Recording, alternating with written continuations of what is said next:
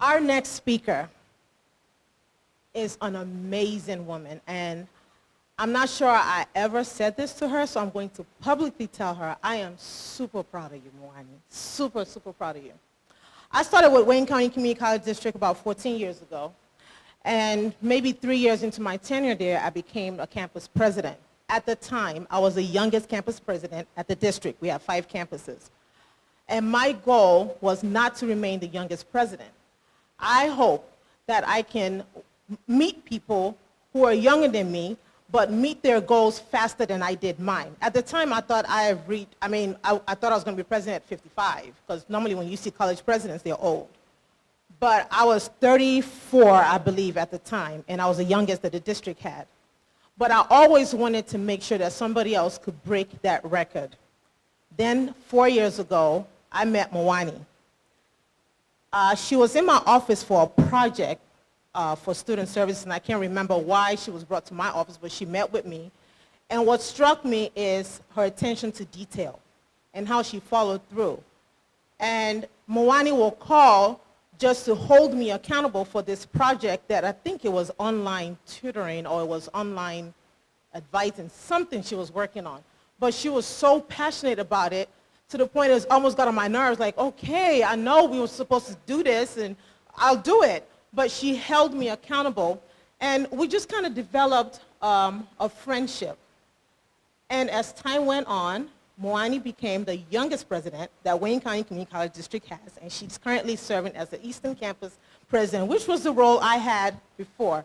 So I just felt like it's divine. Our meeting is so divine, and I am super, super, super proud of Mawine, and I'm hoping that Mawine will pay it forward, and you will also encourage the youngest president moving forward. But currently, Mawine makes not just me proud, Mawine makes the entire district proud, and recently she was elevated to the Vice Chancellor of Student Services in addition to her job. So she's a campus president and she's a Vice Chancellor, and I won't tell you how old she is, but I can tell you that she is super young, and I am so proud of you. I know I keep saying that, but I'm so proud of her. She's also the 2015 Woman of Excellence honoree, and 2016 Who's Who in Black Detroit, which that will take place pretty soon. I don't know when the date is, but that's how it normally happens. You're Woman of Excellence one year, and the next year you become the Who's Who in Black Detroit. So it is an honor, a pleasure to introduce my colleague, my sister, and my friend, I befriend everybody, my friend, Mawine Diggs, campus president, vice chancellor, Women of Excellence, and Who's Who in Black Detroit.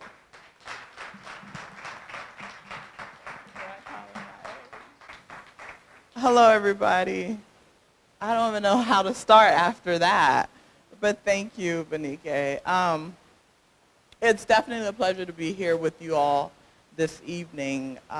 And when asked, of course with Benike I never say no. She's like, I need you to speak at something. I was like, okay, send me the date. Didn't even ask what it was. So I think it was, a few days ago. I was like, so what am I talking about? She's like, oh, you got this. So she sent me some information. And it's always great to tell people not just my story, but really give people an opportunity to see that there are options out there. And I'm fortunate to be in education because I view that as my passion. I enjoy what I do every day that I do it. And I don't come to the table expecting things to be the same. I come to the table expecting to be challenged in what I do and to make a difference in somebody's life. And I can say, because prior to coming to Michigan, to Wayne County Community College District, I worked at predominantly four-year institutions, predominantly white institutions. And so Wayne County Community College District was a drastic shift for me, a multi-campus district, B, a predominantly black institution. And so in knowing that, I was excited. People are like, you're moving to Detroit? Really? Detroit? I'm like, what's wrong with Detroit? Well, nothing's wrong with Detroit. People's perceptions are wrong. And so I moved here, and the beauty of what I do is that every day I do something different. And so in thinking about what I was going to talk about today and how I can best inspire somebody or at least leave you with some thinking points, I thought to start with this. I read this somewhere. It says, we choose our joys and sorrows long before we experience them.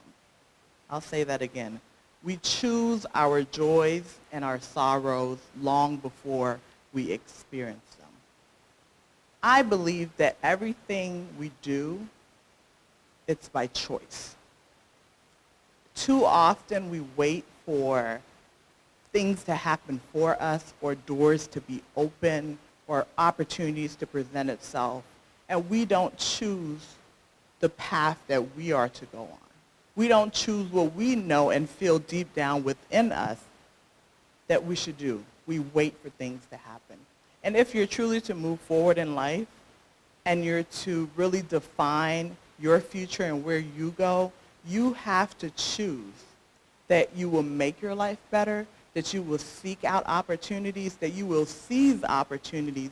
And when those doors are not open, you're going to break down a door or jump through a window, because that's the only way that you will be successful and you will achieve what you desire for yourself. So talking about choice, you have to know who you are and what drives you. Once you know that, then you can start shaping the destiny that you desire. So you choose to love you. Too often we forget that. Choose to love you the way you are. Your unique characteristics make you who you are. Too often people try to blend in instead of standing out. And for me, my goal has always been to stand out. Because when you blend in, no one sees you. I want to be seen for who I am. I want to be heard, felt in every way that defines me. So love you and choose to present yourself to the world as you are, in your unique way, your unique manner, your unique approach to life. Because that's the first thing that will help you stand apart from everyone else. But if you don't love you, we see it, we feel it, we know it. So when you choose to love yourself and embrace what makes you you, that unique attribute within yourself, then you can begin to move forward and think about that career path. Think about that educational path. Think about that relationship path in terms of family life. Then you can start, because it has to start with how you view yourself. Because the way you view yourself is how you project yourself to the world. And that is how the world will receive you. So talking about education. I know years back the focus was really on you go to, elementary, junior high, high school, and then you go to college, you get this 4-year degree, and then you go on and you get this master's degree and you get this terminal degree.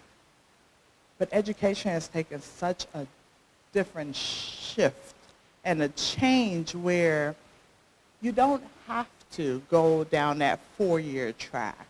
You have options. You have career tracks. And I think that's why I love what I do in the community college setting versus all of my experiences in 4-year institutions, because it's a cookie cutter model. And we're not all cut the same. So how can we try to force everybody into a box when there's so many other shapes out there? So when I think about education and I think about people's educational journeys and the choices that they make, I'm glad to see that today, in today's world, as we sit here today, we have options in terms of what education looks like and how we can choose that for ourselves. So you look at the career tracks. Community college, what a lifesaver. If I could turn back time, I would have gone to a community college, saved some money, and I would have known that there are other options out there for me. Because when you look at the career tracks, at my campus, Eastern Campus, we have lots of career programs, but one I will point out, welding.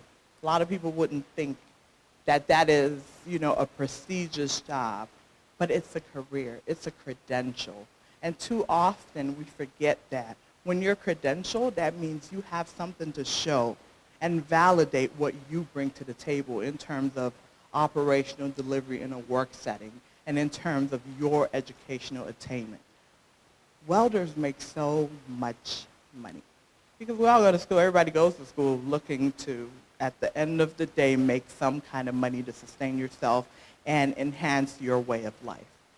I have to struggle to keep my welding students, once they reach the point where they've achieved a stackable credential, meaning they've achieved a certificate level, that would be 1 year, so 3 semesters. I can barely keep them until they get their associates, which is just 2 years, because the demand is so high. But what a lot of people don't think about is that you have so many career paths. Now, 3D printing, I'm sure you all have heard something about it in the media. This is advanced manufacturing, and it's taken a whole turn where it's infused into the health system now. That is a career track, and that's a 2-year track. So when I say all of this, I am not bashing the 4-year pursuit, but build upon something. It starts from somewhere, but you have to choose that and define that for yourself. So stop thinking about what works best. I always tell people, my educational journey, I am young, but I always took a break after everything. I graduated from high school quite early, and the agreement with my mother was that I would take 1 year off and work. 1 year came. Within that year, I actually got connected with a publisher, and I'm originally from Liberia, West Africa, so a publisher that was providing all of textbooks to the education ministry in Liberia. So they provided all of the textbooks. And they worked out of Ghana and London. Got connected with that. I was like, oh my goodness, exciting opportunity. I jumped on that. My mother was like, remember 1 year? I was like, oh, I just need 1 more year. I took another year. But it was such an eye-opener for me. And I think that's where my love and passion for education started. So after that, and then my mother threatened me if I wasn't going to come to the States to college, we would have problems. So I came to the States. After I completed my bachelor's degree, I took time off again. And I did that to work because I believe for every level of credential you get, you should have some level of work experience to go with it. How can you justify moving on to the next step if you haven't prepared yourself to do that? And so people were like, well, you should just go straight through. I could have, but that wasn't the right path for me. I chose to buffer myself so that I could have experiences along the way to justify the credentials that I had. Same thing when I completed my master's.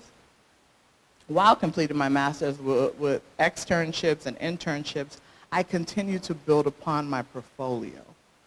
And so I stand before you today, and when I was made president, I was 30. And that was so overwhelming for me, but I knew that I was prepared for it because I made the choices that I needed to make for me that were best for me. And there are a lot of people that didn't understand that. So with my educational journey, I always tell people, it's your personal accomplishment. You do that for you. You don't do it for anyone else. Because at the end of the day, you have to maintain what comes with that.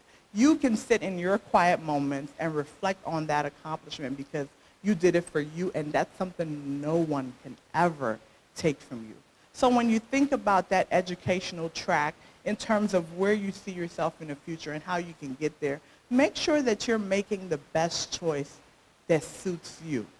Doing what is right for you and not what is expected of you by society, by family, by any industry. Because too often we feel, if we get a degree in this, we're going to work in that field. More than likely, you won't. You'll end up in a totally different field because a whole lot of transferable skills are gained through your educational experience that will make you more viable for a position you never even thought of. But you always want to choose what is right for you, because by choosing what is right for you and making that decision based on what you feel inside, where you see yourself in the future, you have the opportunity to help drive that. That way you're not just pushed into something or fall into something by happenstance. You're intentional about it, and you're committed to it because it is your choice. You have something in you that propels you, that encourages you when you're tired, you feel like giving up. You have something in you that keeps you going. And it's only there when it's what you truly want. And you only truly want something when it's by choice and not forced upon you. So, career advancement. I know we all just think, oh yeah, it's easy. I'm going to do this, this, this, and this. If I tell you that I knew at this point in my life I would be where I am in my career, then I would be lying. And people still ask me, so what's next? I don't know. But I can guarantee that whenever an opportunity comes, I will seize that opportunity and take advantage of it to its fullest. Because in my now, I'm preparing myself for what is to come, so that when it does come, I can choose that right path for myself. So when you think about your professional life and in terms of job opportunities and career opportunities, be open and flexible. And I say be open and flexible, and I mean that you should do it prepare yourself knowing that you can go in any direction that may come. So don't lock yourself into just, I want to do this only, because then you limit yourself. And that's the worst thing that you can do to yourself, is to limit yourself. Because you always want to prepare yourself for whatever comes and leave that flexibility so that you can see the opportunity when it's right in front of you. Too often we don't see what's right in front of us that's there for our taking, because we're so focused on the thing that is so far out there that we miss what's right here. And then we wonder why we don't reach that point. Well, the stepping stone to get to that point was right here, but you didn't see it because you locked yourself in. And tunnel vision, yeah, there's a word I was going to use for that, but I can't because we're recording.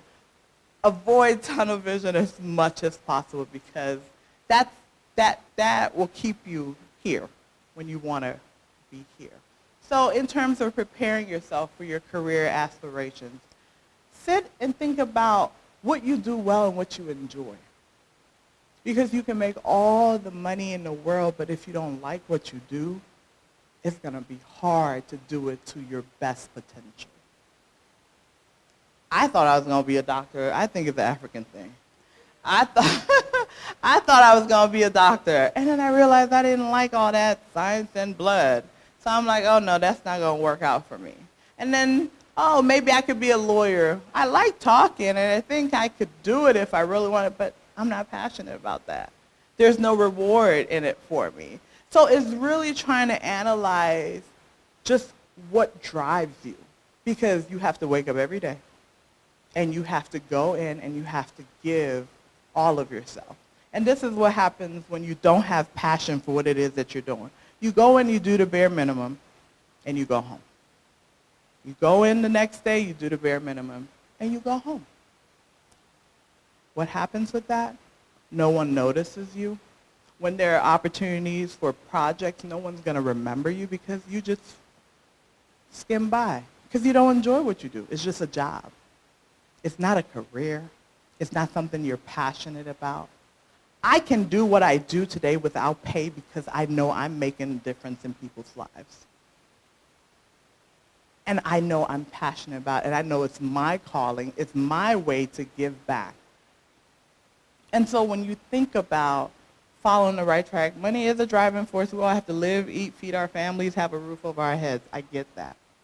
But you can still find a job that pays well and one that matches your passion and that will have you excited to wake up in the morning. Excited. When I say excited, yeah, I'm not a morning person, but once I'm up and I'm on it. I get into work, I'm on it. No matter what comes, I'm on it. I look up at 7:30, I'm still in the office. Not quite healthy, but I don't have a young child at home, so that kind of works.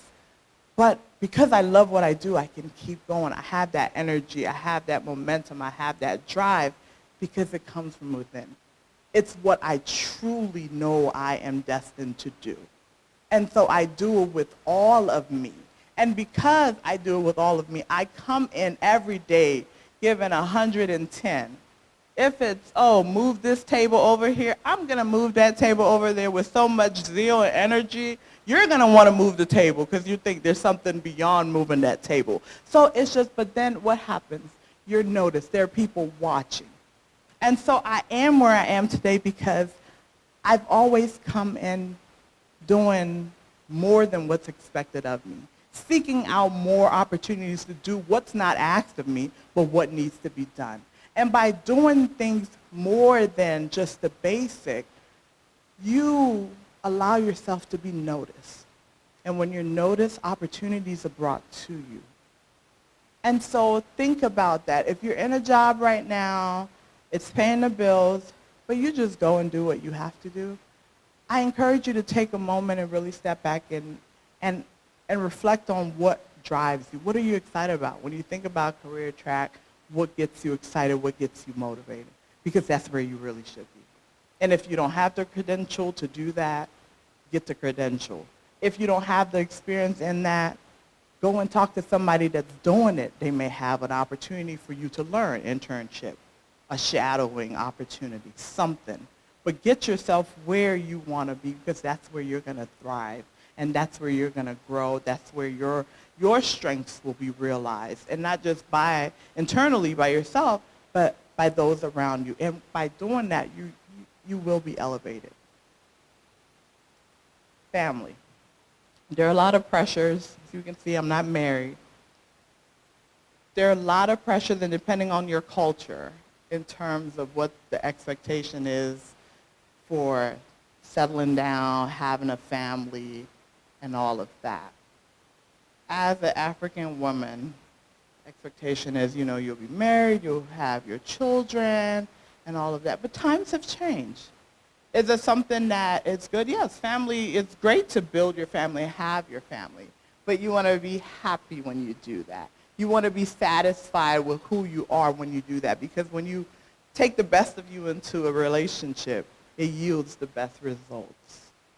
So a lot of times people go into these relationships not choosing it for themselves, but choosing it because this is what's expected of me in terms of my cultural expectations for me at this point in my life, or all of my friends are getting married, or all my friends are doing this, so it's time that I do it. Well, it works out for some folks sometimes, others not so much. But again, everything you do, you have to do it for yourself and choose that for that moment in your life. That make sure that it is the appropriate thing that will propel you. And because nobody can make you happy. I know we all will have the people in our lives that, we enjoy being around. We assume that that's where our happiness comes from. It really doesn't. Because if you're not happy with them and you haven't chosen to be happy with your life, your circumstances, where you are, and if you can't be happy for other people, you'll never find happiness for yourself. There will be things that will come that you'll have that temporary happiness. And when that goes away, so does that happiness. But it all comes within and loving yourself and knowing yourself. So, choices. Make the choices that best suits you, your circumstances, your situation, and your today. The future's there. I think we worry so much about what lies ahead that we forget to live in the now and appreciate what we're going through. And have faith. Have faith that things will work out the way it should. So many times, things don't go the way I expect, but I'm so grounded in my faith that I see it as not a missed opportunity, but something that wasn't meant to be. And it's hard sometimes because you're like, dang, that should have happened for me, and it didn't. I'm so disappointed. But that's okay. It's okay to be disappointed. We're humans. But have faith that that wasn't the path, because that may have limited you from getting where you really should have been. So, not going to go into the whole religious thing, but for me, my faith in knowing that whatever's meant for me and the path for me, I will walk it, keeps me going. I have faith that every day I will wake up and I will give 100%. I have faith every day that I will see each day and the next morning to come. I have faith every day that I will be allowed to shine and inspire others. I have faith every day that I may not get what I want, but I know what will come will be better than what I expected. I have faith in knowing that my destiny has been pre-approved, and I just have to trust and walk it. I have faith that I will see opportunities, and I will seize opportunities. I have faith that everything works out as it should. Thank you.